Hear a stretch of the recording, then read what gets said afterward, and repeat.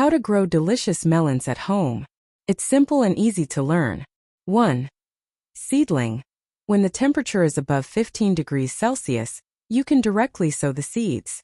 Choose fertile and loose soil to help the melon seedlings develop better root systems.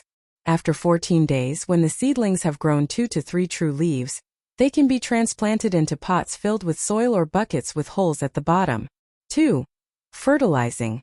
If you have leftover eggshells, crush them and spread a layer over the soil. If not, it's fine. After transplanting, remember to water thoroughly to set the roots. 3. Support structure. After 20 days, tie some strings to the edges of the bucket and pull them up to the ceiling support frame, preparing to grow the melons with hanging vines. 4. Pruning. When the seedlings grow larger, prune the lateral branches that grow from the leaf axils at the bottom. To strengthen the seedlings, you can apply some well-rotted sheep or cow manure organic fertilizer. Cover the fertilizer with a layer of soil to maximize its effectiveness. 5. Further pruning. On the 35th day, count up to the 8th leaf from the base and prune all the lateral branches below it. 6. Pollination.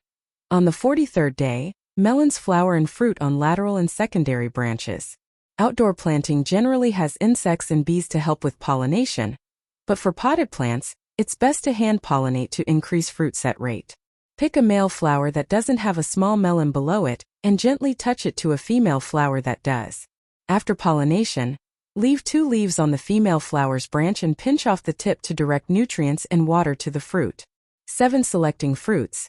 On the 48th day, 5 days after pollination, select 2 full-shaped and relatively large melons and remove the rest of the lateral branches. Use a hook to hang the small melons on both sides of the vines to prevent them from breaking as they grow larger. 8. Thinning. On the 53rd day, thin the fruits to leave only 1 large melon per plant.